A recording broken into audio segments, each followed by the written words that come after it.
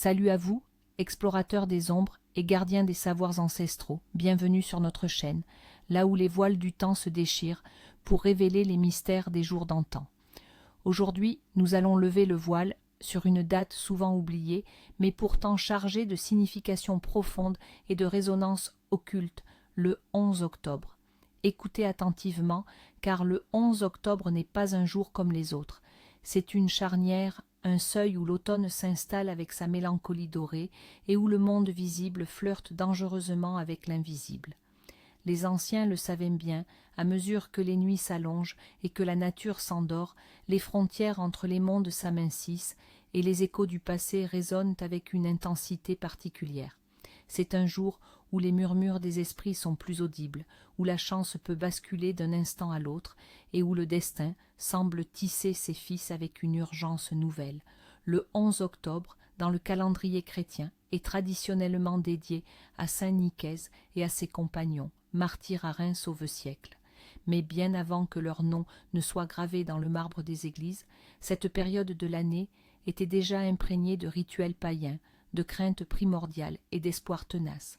C'est le cœur de l'automne, une époque de bilan après les récoltes, de préparation à l'hiver rigoureux et de protection contre les forces obscures que l'allongement des ténèbres semble libérer. Les prières adressées à sainte Nicaise cherchaient souvent protection contre l'invasion, la violence et la maladie, des préoccupations qui se mêlaient aux anciennes suppliques pour des récoltes abondantes, une bonne santé pour le bétail et la famille, et la protection du foyer contre les esprits malveillants. Ce jour est un parfait exemple de la fusion entre le sacré chrétien et les anciennes croyances animistes, où la peur du néant hivernal rencontrait la promesse de la Renaissance. L'histoire de sainte Nicaise est une épopée dramatique, teintée de foi inébranlable et de miracles saisissants, qui résonnent encore dans les profondeurs de l'âme française. Imaginez-vous, au vieux siècle, alors que l'Empire romain vacille et que les invasions barbares déferlent sur la Gaule. À Reims, cité florissante et carrefour stratégique, l'évêque Nicaise est une figure vénérée, un roc de spiritualité et de courage face à la tourmente. Lorsque les Vandales, ou selon certaines sources, les Hunes d'Attila, approchent de Reims, semant la terreur et la destruction sur leur passage, Nicaise ne fuit pas. Au lieu de cela, il exhorte ses fidèles à la prière et à la résignation, les préparant au pire, mais aussi à la promesse de la vie éternelle. C'est une scène d'une puissance émotionnelle rare. La ville assiégée, les habitants paniqués, et au milieu de ce chaos, un homme de foi qui refuse de céder à la peur. Le jour fatidique de l'assaut, Nicaise, accompagné de sa sœur Eutropie, de son diacre Jucun et de son lecteur Florent, se tient stoïque devant la porte de la ville. Les barbares déferlent. Un guerrier vandale, dans sa fureur, lève son épée et décapite Nicaise d'un seul coup. Mais le miracle ne se fait pas attendre. Selon la légende, après avoir été décapité, le corps de Nicaise se relève, prend sa tête entre ses mains et marche jusqu'au lieu où l'on construira plus tard la basilique qui porte son nom. C'est la figure emblématique du céphalophore, celui qui porte sa tête, symbole puissant de la victoire de la foi sur la mort et la violence. Sa sœur Eutropie subit le même sort, son corps percé d'un coup d'épée. Leurs compagnons sont également martyrisés. Cette légende, à la fois terrifiante et inspirante, a profondément marqué l'imaginaire populaire. Elle incarne la résilience face à l'adversité, la force de la conviction et la protection divine même au-delà de la mort. C'est pourquoi, en ce jour du 11 octobre, les fidèles et ceux qui croient encore au mystère se tournent vers saint Nicaise pour trouver la force de faire face aux épreuves, pour protéger leur foyer et leur communauté des dangers invisibles et visibles, et pour honorer la mémoire de ceux qui ont tout sacrifié pour leurs convictions. Le 11 octobre, le monde nous envoie des signaux, des murmures à peine audibles pour ceux qui savent écouter. Ouvrez vos sens aux signes de la destinée.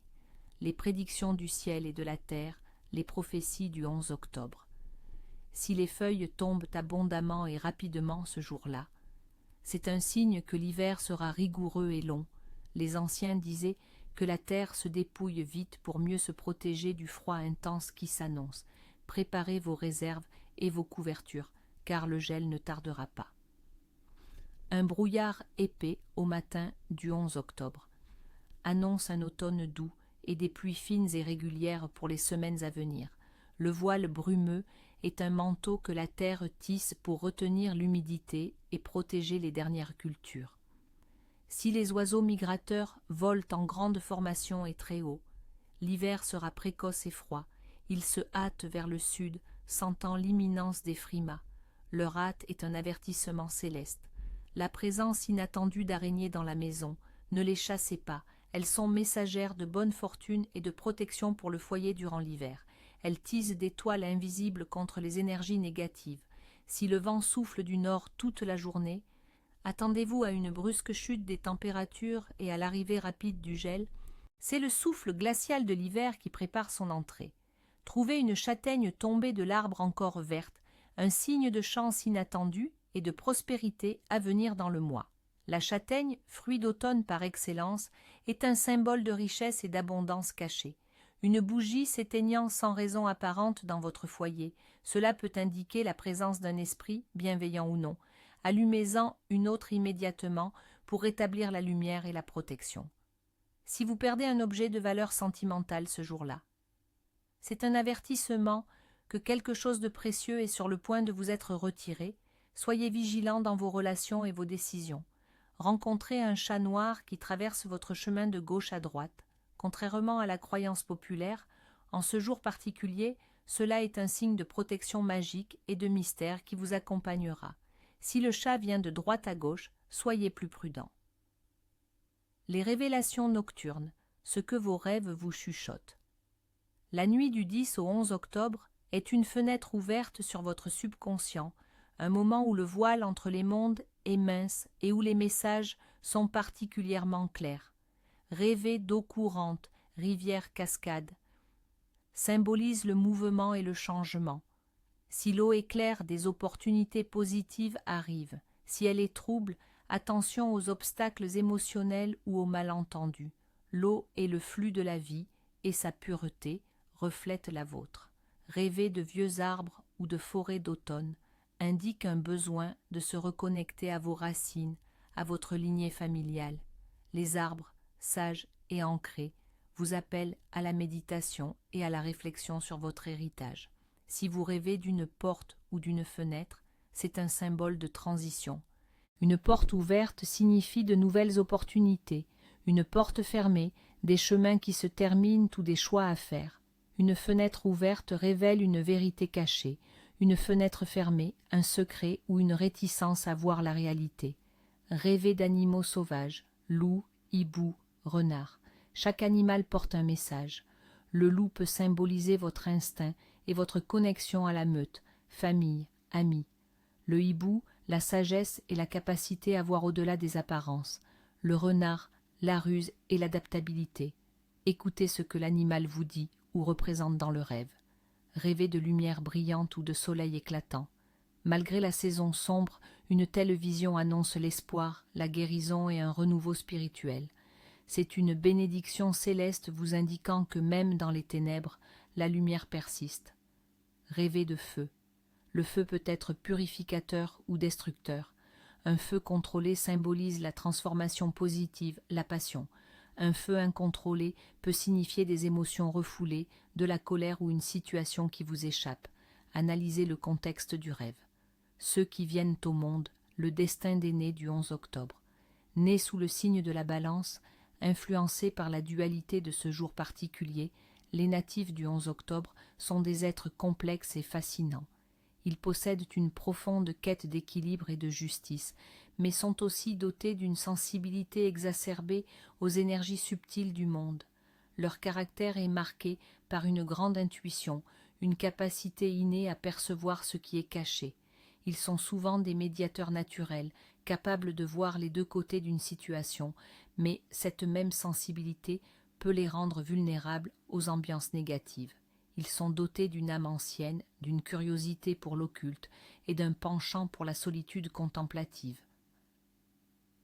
Dans leur vie, ils sont appelés à trouver un équilibre entre leurs besoins de connexion et leur attirance pour les mystères de l'existence.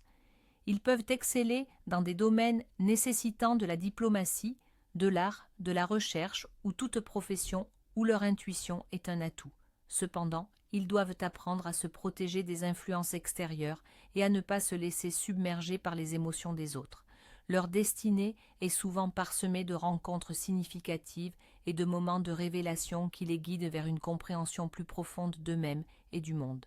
Ils sont les gardiens des seuils, capables de naviguer entre le matériel et le spirituel.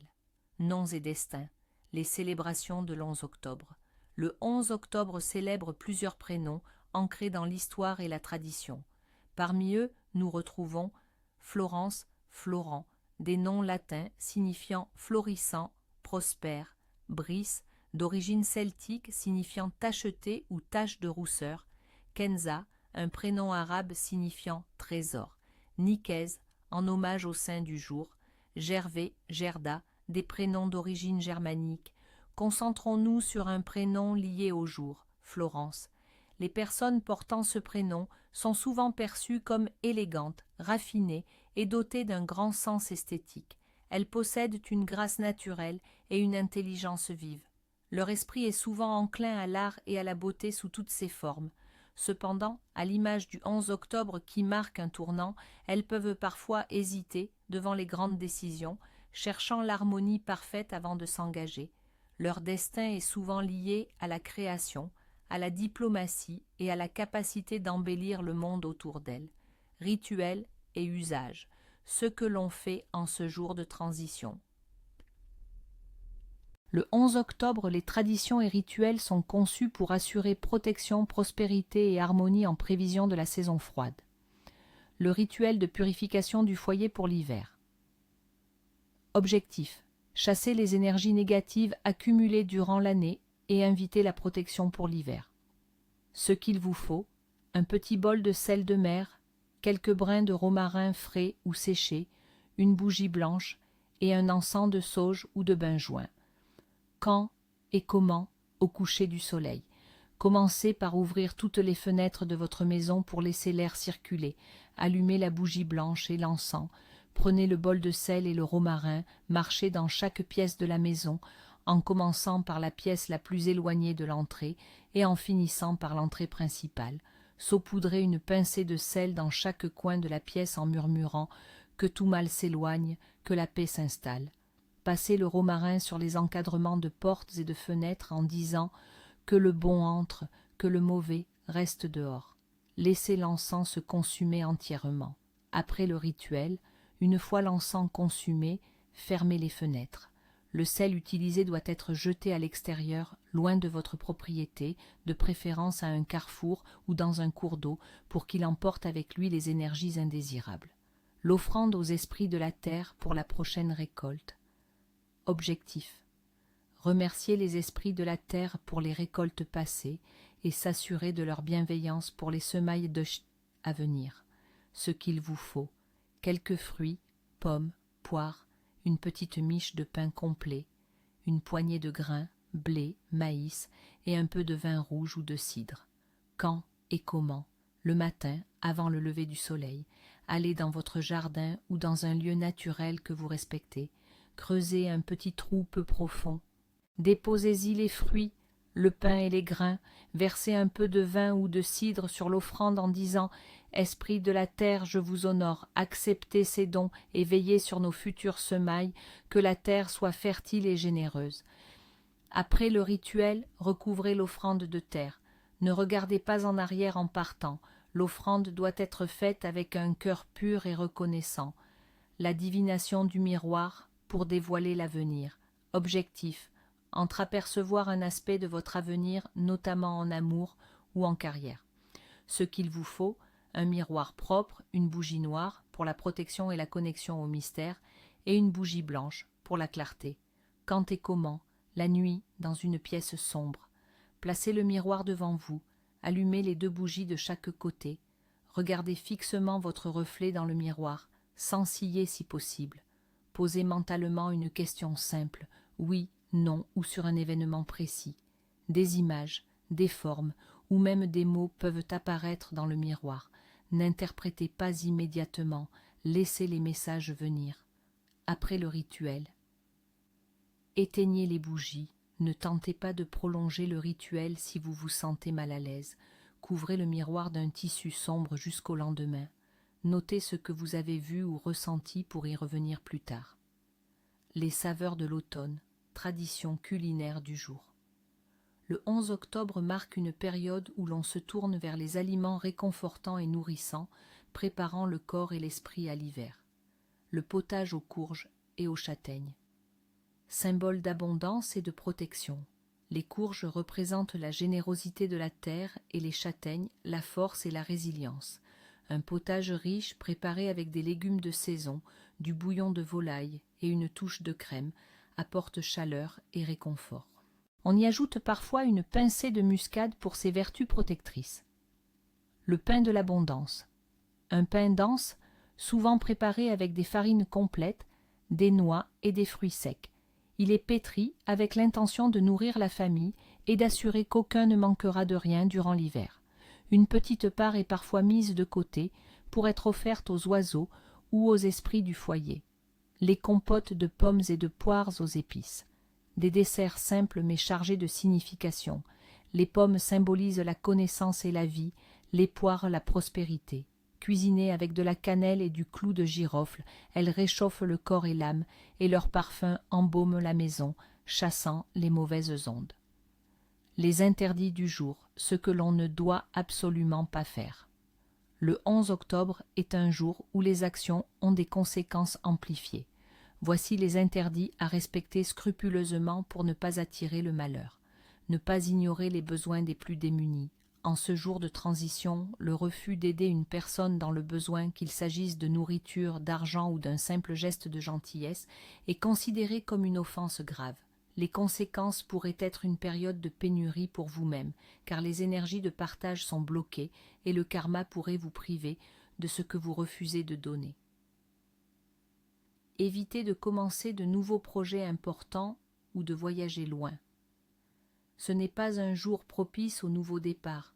Les énergies du 11 octobre sont en suspens, en transition, et tout ce qui est entrepris aujourd'hui risque de stagner ou de se heurter à des obstacles imprévus. Un voyage lointain pourrait vous exposer à des retards, des pertes ou des rencontres malheureuses, car les chemins sont incertains. Ne pas couper ses cheveux ou ses ongles. Cela est associé à une perte de vitalité et d'énergie en prévision de l'hiver. Les anciens croyaient que couper ces parties de votre corps affaiblissait votre connexion à la terre et vous rendait plus vulnérable aux maladies ou à la fatigue saisonnière. Gardez votre force intacte. Interdit de laisser la vaisselle sale ou la maison en désordre. Une maison sale ou désordonnée attire les esprits malicieux et les énergies négatives. Le désordre est perçu comme une invitation au chaos dans votre vie. Veillez à ce que votre foyer soit propre et rangé pour honorer les esprits bienveillants et assurer la sérénité. Ne pas se disputer ou élever la voix. Les querelles et les conflits ce jour-là sont amplifiés et peuvent créer des ruptures durables. Les vibrations négatives attirent le malheur et peuvent briser l'harmonie du foyer, laissant des cicatrices profondes dans les relations. La paix doit régner. Ne pas prêter d'argent ou d'objets de valeur. Prêter en ce jour pourrait signifier que l'argent ne vous sera jamais rendu ou que l'objet sera perdu. C'est un jour où les échanges financiers sont instables et la chance peut vous échapper si vous ne gardez pas vos ressources près de vous. Évitez de jeter du pain ou de gaspiller de la nourriture. Le pain est sacré, symbole de vie et de subsistance. Le gaspillage de nourriture en ce jour est un affront à l'abondance et pourrait attirer la famine ou des difficultés financières pour le foyer, car la générosité de la terre est bafouée. Ne pas travailler la terre après le coucher du soleil. À la tombée de la nuit, les esprits de la terre sont plus actifs. Travailler la terre à ce moment-là pourrait les déranger ou les irriter, entraînant de mauvaises récoltes ou des accidents. Respectez le repos nocturne de la nature. Interdit de laisser une porte ou une fenêtre ouverte après minuit. C'est une invitation aux entités indésirables à pénétrer votre espace.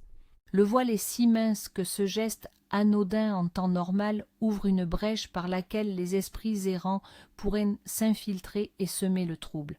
Alors, mes amis, Que ces révélations sur le 11 octobre vous guident et vous protègent. N'oubliez jamais que chaque jour est une page de notre grande histoire collective, écrite à l'encre des traditions et des croyances. Écoutez les murmures du passé, respectez les signes du présent et forgez un avenir éclairé.